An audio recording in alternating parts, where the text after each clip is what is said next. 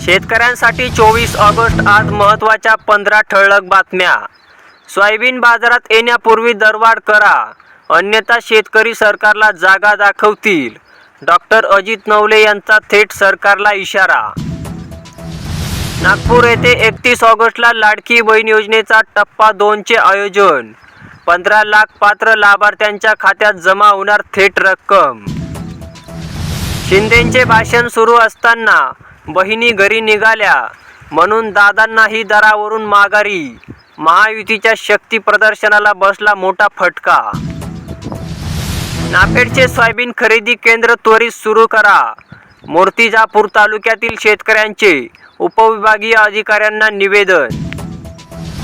राज्यात पावसाची दमदार हजेरी, गंगापूर दारणा धरणातून पाण्याचा विसर्ग। मुंबईसह उपनगरातही मुसळधार पावसाचा अंदाज। पीक घरी येण्याची वेळ आली, शेतीचे आरोग्य कधी समजणार?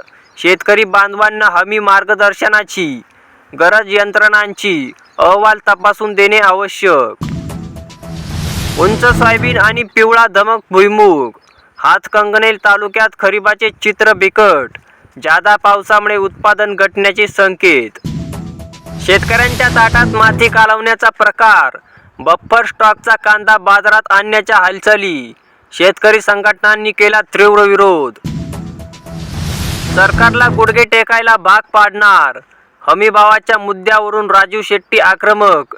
देशातील 250 शेतकरी संघटना करणार आंदोलन। मिरची व संत्र्याची होते परदेशात निर्यात, मिरचीचे देठ लवकर सुकत नसल्याने आखाती देशात मोठी मागणी। जिल्ह्यातील 2327 शेतकऱ्यांच्या खात्यात प्रत्येकी 50,000चे प्रोत्साहनपर अनुदान। शासनाच्या शेतकरी कर्जमुक्ती अंतर्गत प्रोत्साहन अनुदान योजना। खरीपातून संकरित ज्वारी होते कालबाह्य, शेतकऱ्यांचे ज्वारीच्या प्याऱ्याकडे दुर्लक्ष। सोयाबीनकडे कल वाढला, काढणीसाठी मजुरांच्या तक्रारी। ई-पीक पाहणीसाठी आता मदत बटन उपलब्ध, 15 सप्टेंबरपर्यंत करता येणार पाहणी। तहसीलदार कदम यांनी शेतकऱ्यांनी साधला संवाद।